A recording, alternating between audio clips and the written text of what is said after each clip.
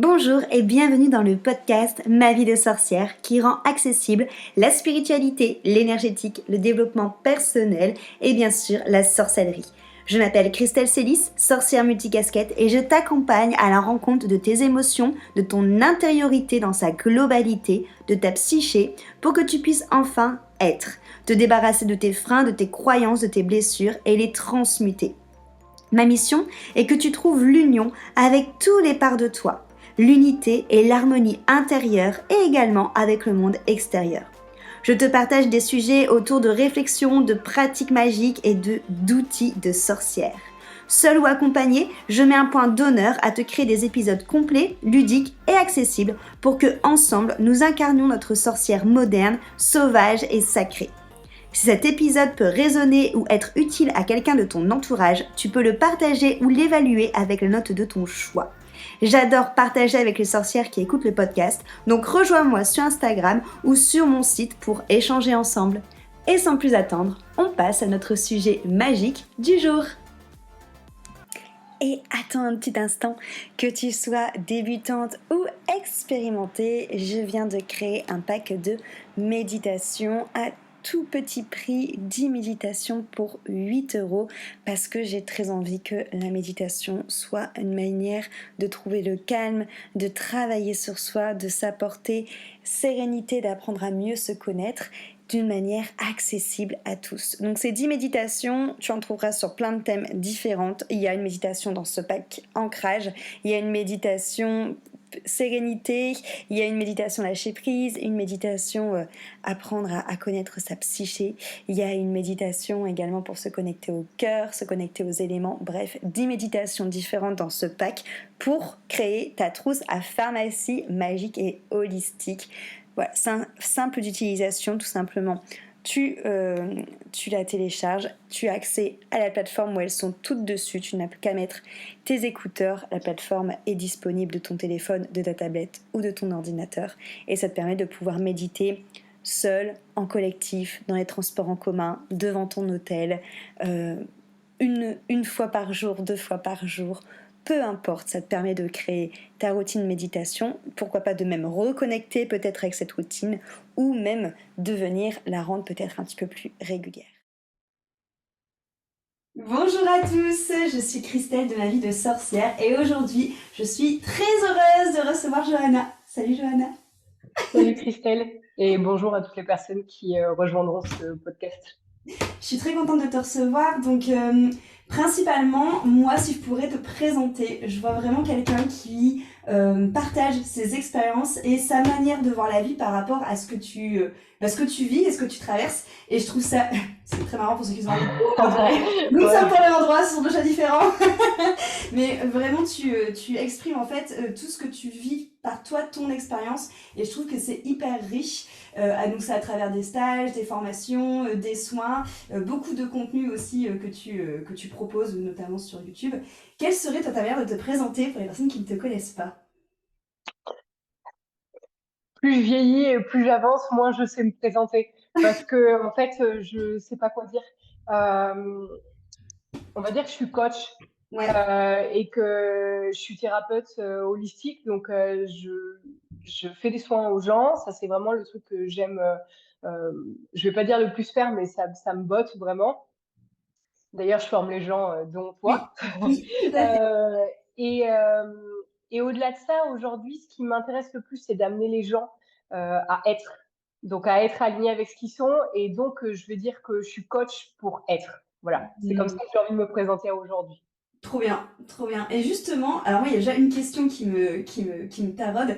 Comment est-ce qu'on en est arrivé à tout ça? Du coup, est-ce que c'était naturel chez toi? Est-ce que c'est la vie? Bon, j'imagine que c'est ça, que la vie qui t'a amené plein d'apprentissages où tu t'es dit, mais comment t'en es arrivé au développement personnel et spirituel?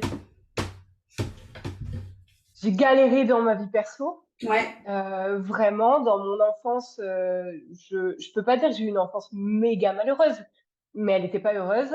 Et j'ai un grand frère, mais qui est beaucoup plus grand que moi, donc il n'était pas là, donc j'étais enfant unique entre Ok. guillemets quand j'étais petite. Donc je me faisais royalement chier. J'avais un papa pas présent parce que militaire et à l'étranger, et une maman qui a fait ce qu'elle a pu avec ce qu'elle avait. Donc Mm. j'étais très très seule, et ça m'a obligée à développer une conscience d'autre chose, d'un monde d'à côté.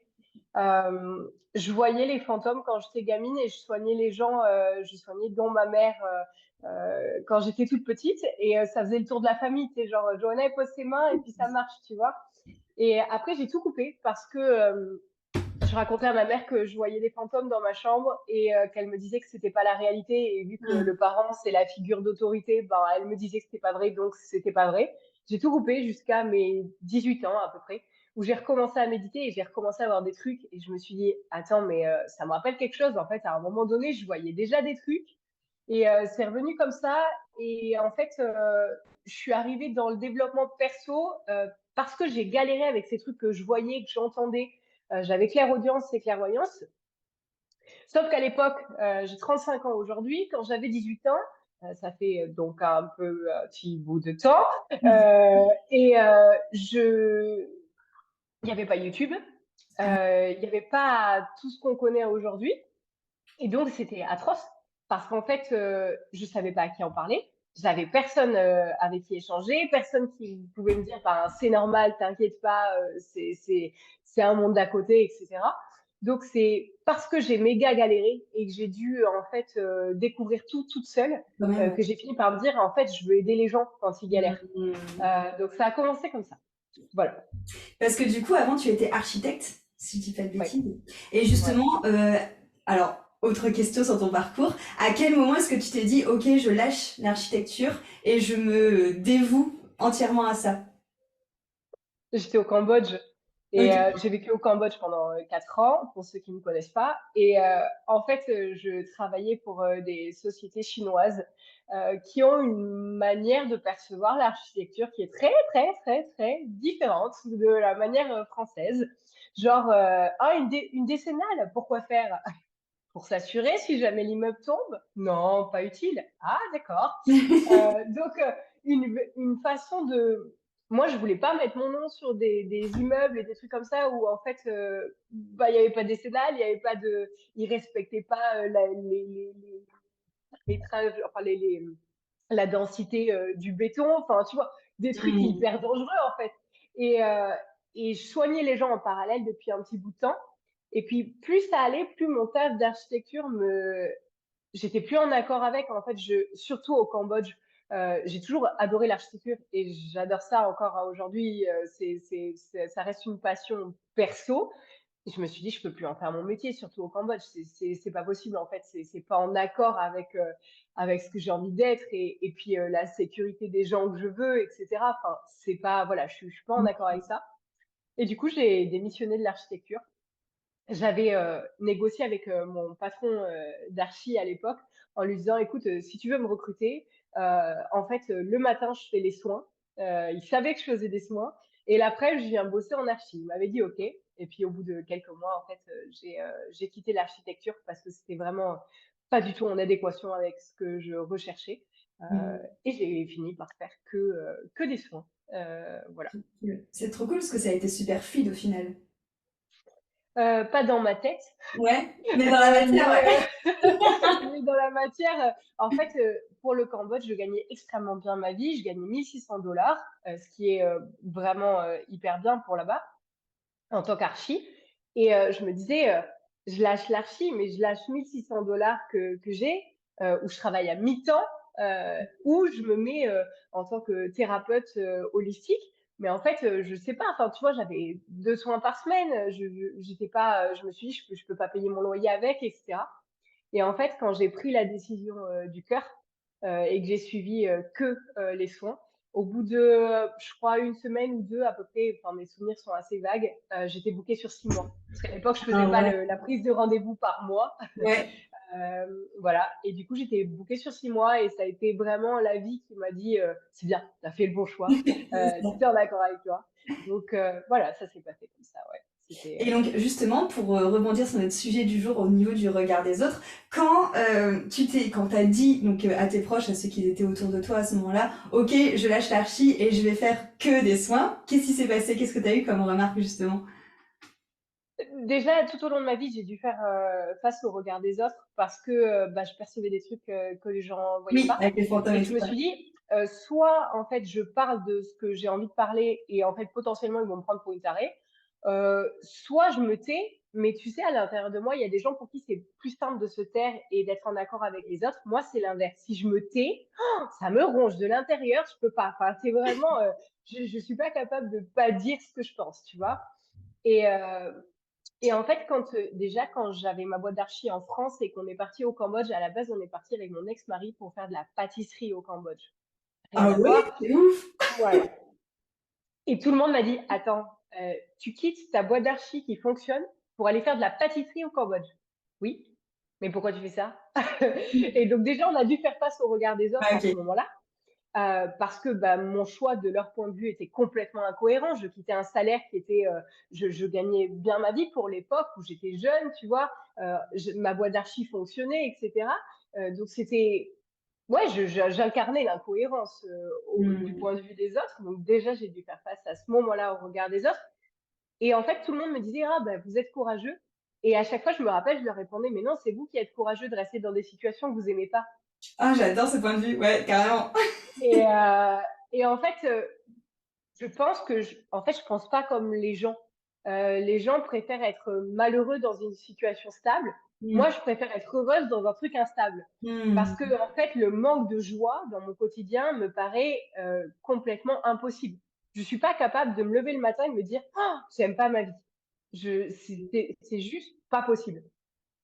Et quand j'ai décidé de quitter l'archi pour faire que des soins, j'étais avec mon ex-mari à l'époque au Cambodge. J'avais pas de famille ni quoi que ce soit là-bas, donc en fait, j'étais pas.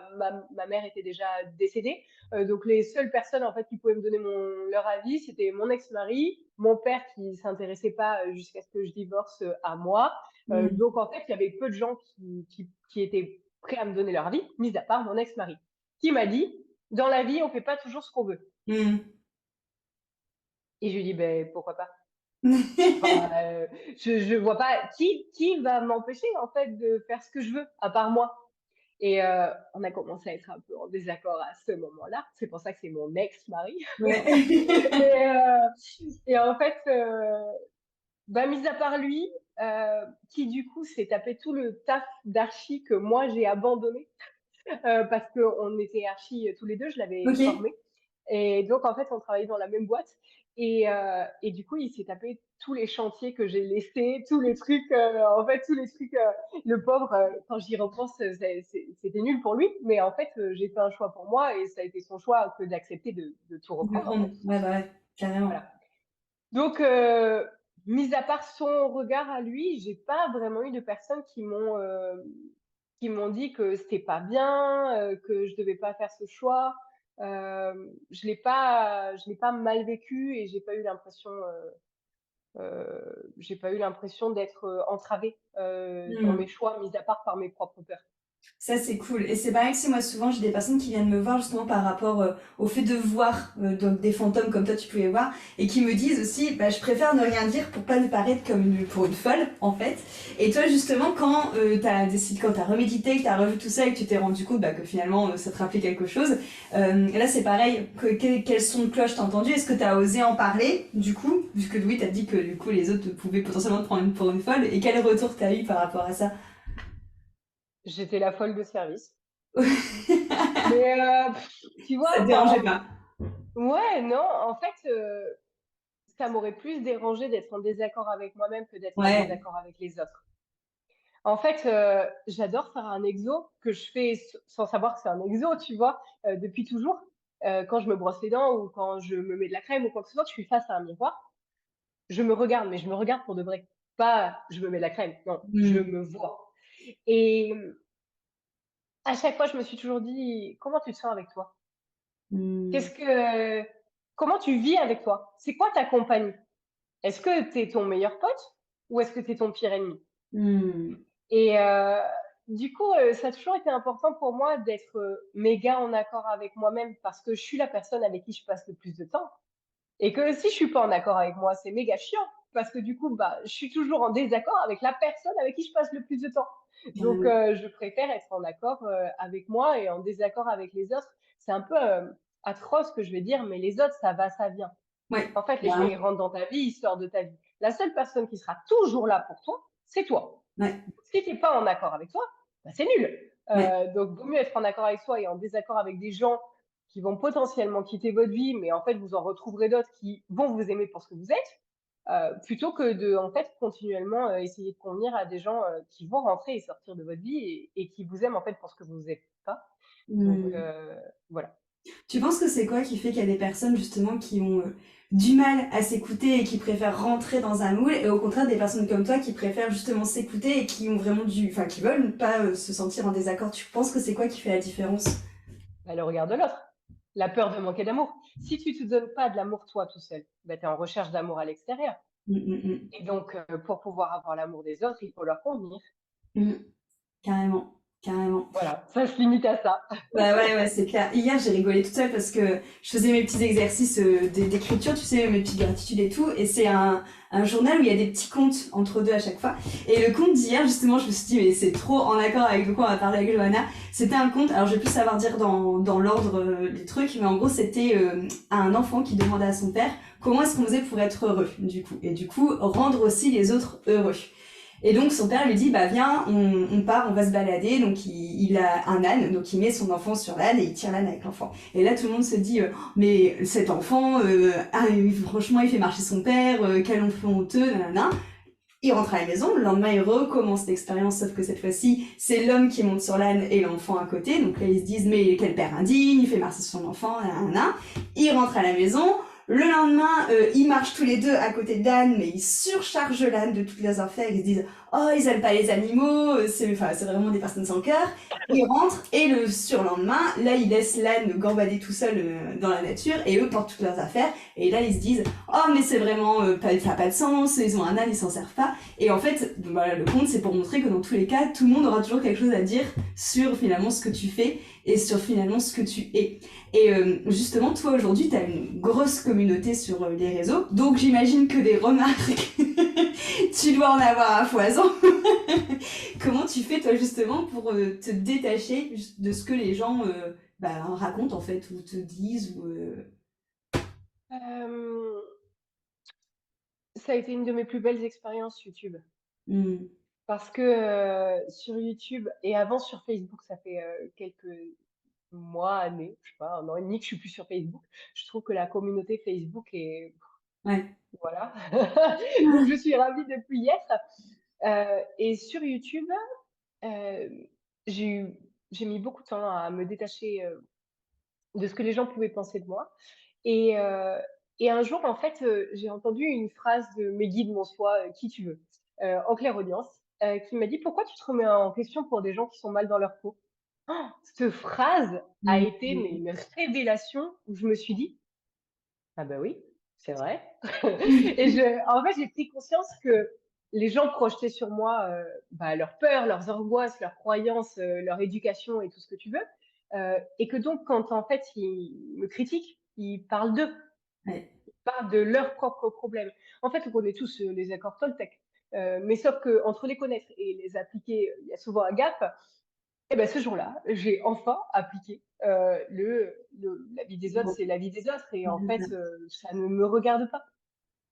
Donc ça m'a aidé. Euh, Maintenant, à aujourd'hui, franchement, j'ai une communauté qui est super bienveillante. Hmm.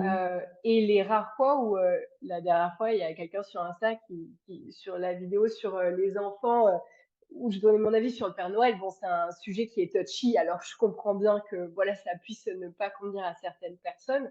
Il y a quelqu'un qui m'a dit, t'es vraiment qu'une grosse connasse. Et, et en fait, ça m'a fait rire. Alors qu'avant, ça m'aurait pas du tout fait rire, tu vois. Et là, ça m'a fait rire. Je me suis dit, ouais, t'as bien, c'est ça, bah, ton chakra de la gorge, c'est cool, tu vois. Et en fait, bah, j'ai juste supprimé et bloqué. Mmh. Avant, j'aurais cherché à comprendre euh, pourquoi la personne, elle dit ça et qu'est-ce qu'elle pense. Mais c'est pas juste, je suis pas une connasse. Mais en fait, j'ai travaillé ma blessure d'injustice Ouais. et maintenant, j'éprouve plus le besoin que les gens soient en accord avec moi. En fait, t'es en accord, tant mieux. T'es pas en accord et tu penses que je suis une connasse, ben c'est ton problème et c'est pas grave, tu vois. Je, comme je dis tout le temps, en fait, je partage mes vérités, ma façon de voir les choses Mmh. de par mon expérience. Et en fait, c'est pas du tout la vérité, c'est ma vérité. Donc, j'entends tout à fait qu'il y ait des gens qui puissent ne pas être d'accord avec ça. Et le dernier point qui m'a fait beaucoup, beaucoup, beaucoup travailler, ça a été, j'ai une copine qui dit qu'il y a du Johanna bashing dans la spiritualité. Ah ouais? Euh, je sais pas vraiment pourquoi. Ouais, C'est ouais, ouf. vraiment. Ouais. Et en fait, ben, je sais pas pourquoi. Je me suis longtemps posé la question à me dire, mais pourquoi, tu vois, tous les gens entre eux, ils s'invitent, ils font tous des lives, des podcasts, machin, machin. Moi, je suis jamais Mmh. invitée. Et un jour, Matt me dit, mais t'as envie d'être invitée? Je dis, ben non, mais c'est pas principe. Et, je me suis observée en train de lui répondre ça. Je me suis dit, mais franchement, tu t'écoutes. Et, et en fait, ça m'a fait travailler sur moi parce que je pense qu'on peut pas. Dans la spiritualité, il y a beaucoup de personnes qui disent aux gens ce qu'ils ont envie d'entendre pour pouvoir Mmh. être suivis. Et je me suis posé la question à me dire est-ce que j'ai envie d'être suivie pour ce que je suis et pour ce que je partage, ou est-ce que j'ai envie de donner aux gens ce qu'ils attendent et que en fait je crée une sorte de dépendance chez les personnes qui me suivent au niveau des soins ou au niveau même des vidéos. La réponse était sans appel. Bien sûr que j'ai envie que les gens suivent parce qu'ils trouvent leur intérêt et leur Mmh. propre réponse dans ce que je partage, et pas parce que en fait j'ai envie de partager pour les rendre accros entre guillemets, que ce soit aux vidéos ou aux soins. Et donc, ça m'a fait travailler sur moi, sur me dire, bah, je suis pas aimée, mais je suis pas aimée parce que je suis qui je suis. Et que Mmh. je m'autorise à dire merde, à dire des gros mots, alors que dans la spiritualité, il faut cher frère de lumière. J'avoue. Moi, c'est pas du tout mon truc, tu vois. Enfin, je suis pas du tout comme ça. Je suis hyper terre à terre. Je te parle de fantômes alors que je t'en parle comme je te parlerai de la baguette de pain que j'ai achetée, tu vois. Euh, et du coup, je sais que c'est pour ça, en partie, que je suis pas aimée parce que j'ai une trop grande gueule, que je dis trop les choses de façon hyper cash et que ça passe pas forcément crème, que je suis pas Mmh. du genre à dire bonjour, ça va? Alors que j'ai pas envie de souhaiter une bonne journée à la personne. Donc Ouais. forcément, ça, ça fait tâche dans ce milieu licorne paillettes. Euh, et voilà, et du coup, j'ai accepté que je pouvais ne pas être aimée parce que j'étais pleinement alignée avec ce que j'étais et que ça pouvait pleinement ne pas convenir à certaines personnes et que c'était OK. C'est Mmh. OK de pas être aimé par tout le monde. C'est un grand penseur qui s'appelle Rémi Gaillard, trop la honte de dire ça, qui a dit être aimé par tout le monde, c'est être aimé de n'importe qui. Ouais. Voilà. Ouais. C'est vrai, carrément. Et Ouais. justement, tu l'as dit, là maintenant, tu as une communauté qui est bienveillante et tu as aussi parlé que justement, quand on s'assumait, ça faisait un tri naturel dans les gens autour de soi. C'est souvent plus facile en effet de bloquer les gens qu'on ne connaît pas. Comment tu fais quand justement tu te rends compte qu'il y a un gros clash et avec des personnes qui sont chères à ton cœur, tu vois, avec qui il y avait vraiment un lien entre guillemets affectif et que tu vois que ça commence à s'effilocher. Souvent là, il y a une sorte de deuil à faire. Comment est-ce que tu as géré toi justement ce côté renouvellement de mon entourage? Je me pose souvent la question de est-ce que j'ai du cœur Ouais. ou pas. Parce que, en fait, comme je t'ai dit tout à l'heure, les gens, ils rentrent, ils sortent de ta vie et ça, j'en ai conscience depuis toujours. Mmh. Et en fait, j'aime les gens quand ils sont là, mais s'ils sont pas là, je peux pas dire que ça me fait rien. Ça va me faire un peu chier sur l'instant, mais je suis pas dévastée. En Mmh. fait, j'ai conscience que bah, que les gens, ils font leur chemin, que je fais mon chemin, que j'évolue comme ça, ils évoluent comme ça, et que donc, ben, en fait, on n'évolue pas dans les mêmes directions, qu'on fait des fois un cheminement ensemble sur un laps de temps, et puis arrive un moment où on n'est plus en adéquation. Euh, L'an dernier, en 2022, ça a été une période de grand renouvellement. Bon, j'ai déménagé, je me suis fait voler toutes mes affaires. Voilà, ça a été, j'ai tout perdu, dont au niveau relationnel. J'avais des amis et en fait, on n'était pas trop d'accord sur notre façon de communiquer. C'est parti un peu en cacahuète. Du coup, je les ai perdus et je me suis beaucoup posé la question à me dire, «Est-ce que je suis juste? Est-ce que je suis alignée?» Ou est-ce que en fait, quand, tu perds plein de gens, au bout d'un moment, tu finis par te questionner, à te dire, Ouais, bien sûr. «Attends, en fait, est-ce que c'est pas moi le problème, quoi?» Tu vois? Enfin Mmh. et je me suis posé la question face à mon petit miroir à me dire, comment je me sens avec, cette décision? Comment je me sens avec ce que j'ai dit à ces personnes et ce que j'avais envie de poser comme étant mon besoin, sur l'instant? Et j'étais pleinement en accord. Je me suis dit: «Est-ce que j'aurais pu dire les choses autrement avec plus de douceur?» Ben non, j'avais pas l'impression. Est-ce que j'aurais pu ne pas le dire? Non, c'était pas Mmh. possible. Et du coup, ben, c'était OK d'avoir perdu ces personnes parce qu'en fait, tout simplement, on n'était plus en accord sur notre façon de communiquer et donc c'était plus juste, ni pour moi, ni pour elles et d'avoir, fait le deuil, et d'avoir accepté que ces relations, sortent de ma vie, ça a laissé un espace pour d'autres relations, Bien sûr. qui sont plus en accord avec ce que je suis à aujourd'hui. Mmh. Je peux pas dire que les relations que j'ai aujourd'hui, j'ai l'impression d'être pleinement alignée avec moi à aujourd'hui et donc les relations que j'ai, sont alignées avec ce que je suis à aujourd'hui. Mais bon, tu vois, il y a 5 ans, tu m'aurais dit: «Est-ce que tu es alignée avec toi?» Je t'aurais dit: «Oui, oui, oui» et Mmh. quand je regarde en arrière, je me dis: «Ah, j'étais trop pas alignée», tu vois? Donc j'accepte que les gens rentrent et sortent et que, bah, c'est la normalité en fait, c'est sain. Les gens qui me disent, «Moi j'ai des amis d'enfance, je les ai depuis 40 ans», heu, je tu vois, longtemps je me suis posé la question à me dire: «Ah, moi j'ai pas de meilleurs amis, j'ai pas d'amis d'enfance». Heu, j'ai des amis, que j'ai depuis quand même une vingtaine d'années, c'est déjà beaucoup, tu vois? Mais elles sont très, très rares. C'est des gens que je vois pas super souvent. On se voit aux anniversaires et puis, 2 fois par an, quoi, tu vois? Mmh. Mais quand on se voit, on c'est comme hier et du coup, on s'entend toujours aussi bien. Mais quand j'entends ces gens qui ont eu toujours, la même famille, les mêmes amis, les mêmes relations, les mêmes situations, les mêmes trucs et qui, quand ils me disent, «Ouais, tu es instable», je me dis: «Est-ce que c'est moi qui suis instable ou est-ce que c'est eux qui sont instables dans leur stabilité?» En Ouais, fait, ils sont tellement accrochés à ce qu'ils connaissent et ce qui les rend sécures, que du coup, ils s'autorisent pas à évoluer et à changer parce que sinon ils perdent ce qu'ils connaissent. Donc, c'est un grand questionnement. Je pense que chacun doit faire ce qui est juste. Il y a pas de bonne façon de faire. Mais pour moi, c'est pas juste, de mmh, garder les mêmes personnes et d'autant plus si j'ai changé et que je me sens plus en accord avec, en fait. carrément. En plus, c'est ça, comme tu dis, c'est beaucoup plus sain de faire entre guillemets cette méthode-là parce que t'as pas de dépendance affective qui se crée, quoi, du coup, en plus. Ouais, mais ça fait se questionner quand même, tu vois? À se dire, la société, te fait un effet miroir que, c'est sain d'être hyper dépendant de ses Ouais, enfants, de son mec, de ses amis, de sa famille. Moi, des fois, je me pose et je me dis, «Est-ce que je suis pas un problème?» Tu vois? Parce que, en fait, j'ai l'impression que, heu, bah, j'aime les gens profondément, mais j'ai l'impression d'avoir zéro attachement ouais, bah, ouais. et en fait, la société, heu ne te met pas ça comme étant une normalité Mmh. et donc ça a fait se questionner, à se dire, bah, est-ce que c'est pas que j'ai pas de cœur, tu vois? Et que, enfin c'est difficile, ça a été difficile, aujourd'hui ça va mieux, mais c'est des questions que je me suis beaucoup posées, Carrément. parce que, bah, c'est pas ce qu'on te montre comme étant la normalité. Mais oui, c'est clair, c'est clair. Et moi, je trouve que ça fait surtout peur aux gens de l'entourage. Tu vois, par exemple, moi, je prends mon exemple, je sais que ça, à chaque fois, c'est un truc qui fait flipper mes amis comme mon mec, de se dire, mais en fait, toi, demain, ça te plaît pas, tu peux te barrer. Bah oui, en fait, oui, c'est vrai. Et en soi, moi, je vois pas le problème. Je me dis, bah oui, oui, c'est comme ça. Mais en fait, c'est l'autre et sa peur qui me reflète que je me dis, c'est bizarre, peut-être, non? Ouais, c'est vrai.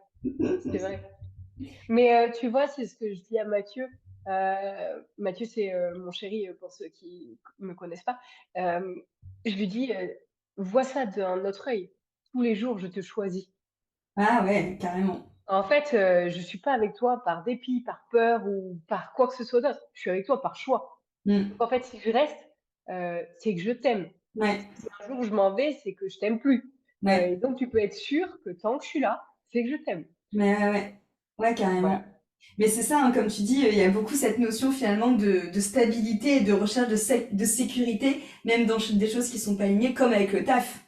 Au final, c'est pareil, le nombre de personnes qui restent. Moi, quand j'étais salariée encore à l'époque, on me disait justement aussi que j'étais instable, donc ça me fait penser à toi quand t'as dit ça pour pour tes relations, parce que je changeais de taf. En fait, le matin, ça me plaisait plus, je me disais bon bah je me barre et je réfléchissais pas. Et c'est vrai que direct, t'es catégorisé en étant une étiquette de quelqu'un sur qui on peut pas faire confiance en fait limite, Ouais. alors que ça n'a rien à voir. Et ben, du point de vue de la société, si. Ouais. Parce que la confiance est liée à la stabilité. Hmm. Donc, du point de vue de la société, je comprends que les gens qui ont besoin de sécurité se sentent en insécurité et donc en manque de confiance avec des personnes qui sont justement à décider avec le cœur. Le cœur, Hmm. un jour, il aime un truc, le lendemain, il aime plus et c'est OK. Ouais, Mais pour la tête, c'est pas OK. ouais, Et donc, forcément, je comprends que pour ces personnes-là, on puisse avoir l'étiquette d'instable ouais. parce que de leur point de vue, la stabilité, c'est de rester au même endroit toute la vie. Ouais, c'est Donc, ça, c'est pas le même fonctionnement, quoi. ouais. Et quel conseil ou comment dire, quel premier pas tu conseillerais aux personnes justement pour se...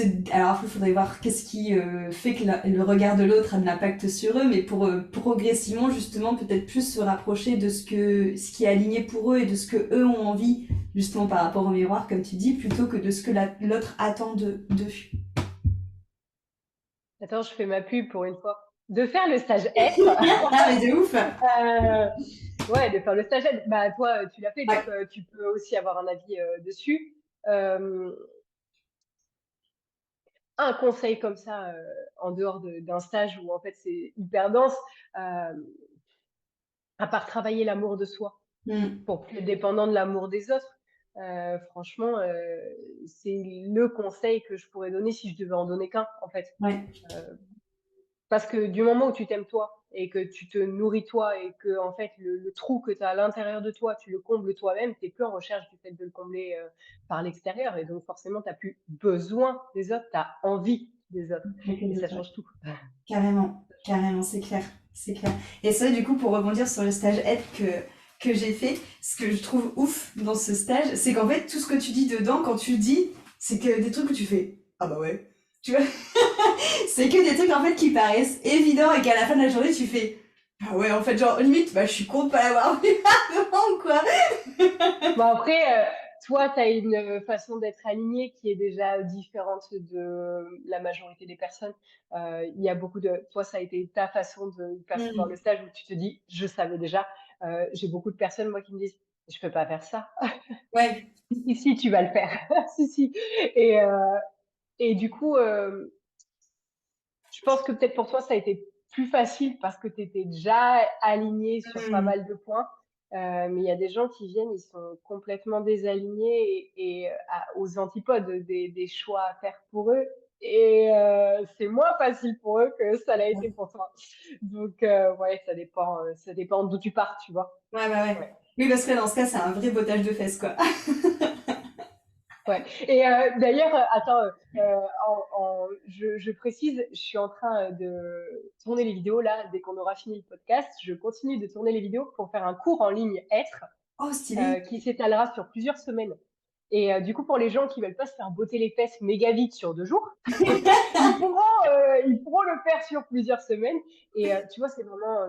Tout à l'heure, tu me disais comment tu veux te présenter. Je vais aider les gens Mm. à être aligné avec eux et je suis en train de développer tout ce truc-là, à faire des retraites, être, Trop bien. tous les trucs pour que les gens soient pleinement alignés et qu'en fait ils subissent plus la vie, Ouais, mais ils la vivent vraiment. En fait, il y a plein de gens, c'est triste ce que je vais dire, mais moi je vois des gens qui survivent, ouais, mais de je vois ouf. pas des gens qui vivent. Et en tout cas, j'en vois peu. Ouais. Et, et justement, je veux prendre la main de ces personnes-là pour leur dire, viens, viens, je t'emmène, viens, tu vas voir ce que c'est la vie. La vraie vie, celle où tu vis à 200 à l'heure, où tu kiffes, où tu pleures de joie tellement ta vie te convient. Et c'est ça que je veux pour tout le Mm, monde. mm. Euh, Voilà. Bah ouais, parce qu'on oublie trop souvent, hein, justement, je dis souvent la phrase, on n'est pas venu ici pour souffrir, ok? Ouais, c'est vrai. C'est Et vrai. c'est vrai que, ouais, il y a... Bah, oui et non, hein. Oui, On est un peu venu ici pour souffrir quand même. Mais bon, pour comprendre la leçon qu'il y a derrière la souffrance. c'est ça. Disons, pas s'enguiser tout seul dans notre propre souffrance, quoi. C'est ça, Et pas choisir consciemment d'y rester. exactement. Justement, du coup, où est-ce qu'on peut te retrouver si on a envie de faire un stage être ou de voir un peu tout ce que tu proposes? Là où je suis le plus active, c'est sur Insta, Ouais. où je poste le plus souvent. C'est Joanna Awakening de toute manière partout. Insta, YouTube, et c'est tout. Parce qu'en fait, j'ai supprimé tout le reste parce que ça me prenait beaucoup trop de temps. Sur Insta, c'est ma community manager Margot qui répond. Hmm. Donc c'est pas moi. Et par contre, par mail, c'est moi. Et sur les commentaires YouTube, c'est moi aussi. Et voilà, c'est tout. Mais là où je poste le plus sur les stages, etc., c'est vraiment sur Insta, là où je mets toutes les infos, les rencontres de fin de mois, tous les trucs, tous les moyens de se rencontrer ou d'échanger ensemble, c'est sur Insta. Trop cool. De toute façon, je mettrai tout dans le petit descriptif, comme ça, on n'aura qu'un cliquer pour se retrouver. Merci. Bah, merci beaucoup à toi pour cette belle échange. Ça a été... Avec plaisir et j'espère que ça pourra aider les gens à s'aligner, à se rendre compte que tout dépend d'eux. Et que en fait l'alignement avec soi c'est juste un manque d'amour et que du Ouais. moment où on s'aime on n'est plus en dépendance des autres et des situations extérieures et du coup bah on peut être pleinement aligné avec soi. Je comprends la peur Mm. de mais attends je peux pas mettre un terme à tout ce que je connais mais en fait il y a un laps de temps où on perd tout ce qu'on connaît avant de retrouver des choses qui sont alignées avec nous. Il faut accepter ce deuil de perdre les choses pour pouvoir se laisser l'opportunité et le vide à ce que la vie re-remplisse Carrément. avec des choses qui sont plus alignées avec nous. Donc c'est une étape nécessaire, mais une fois qu'on l'a passée, on est aligné avec soi, avec les autres, on a des gens qui nous aiment pour ce qu'on est, Mm. et ça c'est vraiment super stylé. Donc Mais ouais, c'est clair. ça vaut le coup d'essayer. Carrément. C'est vrai que t'as raison, parce que souvent les personnes finalement ont peur enfin, de se dire, ouais, mais si je quitte ça, j'aurai jamais rien d'autre. Et en fait, ça c'est vraiment une croyance, parce qu'en fait, bah, on sait que l'univers n'aime pas le vide et on est tellement d'humains sur Terre que forcément, il va y avoir des connexions avec d'autres personnes qui vont se créer. C'est ça. C'est ça, carrément, carrément. Et oser dire les choses. Tu vois, je pense à une amie où on avait un ami en commun avec qui qui m'a fait des choses pas très jolies. Et en fait, cet ami gardait contact avec ce copain en commun. Et Ouais. je lui ai dit, tu sais, je crois que j'ai besoin que tu te positionnes, au moins lui dire bah, que tu trouves que ce qui a été fait, c'est pas clean en fait. Et le fait que je lui ai dit, alors que je me le remâchais pendant des jours avant en me disant, mais je peux pas lui dire, je suis pas légitime de lui dire comment elle doit agir avec quelqu'un d'autre, etc. Et le fait de l'avoir dit et d'avoir été entendu, Mm. euh, ça a renforcé énormément notre relation parce que bah, j'ai senti que mes besoins étaient écoutés. Elle a senti que je pouvais être pleinement transparente et apporter beaucoup de clarté dans notre relation. Et le fait de dire les choses et de pas se les remâcher et de les ressortir 8 ans après avec tout le moisi qu'il y aura dessus, ça permet vraiment, au final, contrairement à ce qu'on pourrait penser, de renforcer des relations. Ça va certes mettre un terme aux relations qui ne doivent pas être, mais les relations qui doivent être, elles vont être renforcées par cette sincérité. Et je pense que plus on est sincère et plus on est transparent avec les gens, plus on peut être aimé pleinement pour ce qu'on est réellement et Carrément. pas pour ce qu'on a envie de montrer aux autres. Ouais, carrément. C'est ça, comme tu dis, c'est oser dire en fait finalement ses besoins, comme tu le dis, et le dire avec une manière bah, de cœur et pas laisser justement l'émotion et comme enfin, voilà, tout pourri qui fait que des fois ça va être dit mais d'une manière où on se dit bah je comprends pas, je lui ai dit mais ça a été mal pris, oui mais bon. C'est ça, Donc ouais, c'est ça. carrément. C'est vrai que dire t'as raison, c'est pareil, hein, c'est une peur que les personnes ont souvent, hein, de dire les choses par peur que bah, justement ça soit mal réceptionné. Mais Ouais. si c'est aligné et si c'est dit par rapport à je toujours, hein, c'est ok quoi. Carrément. Le livre de Marshall Rosenberg, Ouais, je saoule tout le monde avec, de mais ouf. c'est la base de la base pour la CNV, la communication non violente, pour pouvoir communiquer sur ses besoins sans attendre que l'autre soit obligé d'y répondre. Ouais, C'est la base pour pouvoir, apprendre à bien exprimer ce dont on a besoin, et de pas être dans le reproche à l'autre. carrément, carrément. Les mots sont des fenêtres, je crois, hein, c'était ça le titre. Ouais. Très bien. Merci Johanna. Avec plaisir, merci à toi de ton invitation et merci aux personnes qui auront écouté, ce podcast. Oui, carrément. Merci pour votre écoute. On se retrouve très très vite. Je te fais de gros bisous, Johanna. Et gros bisous à vous tous.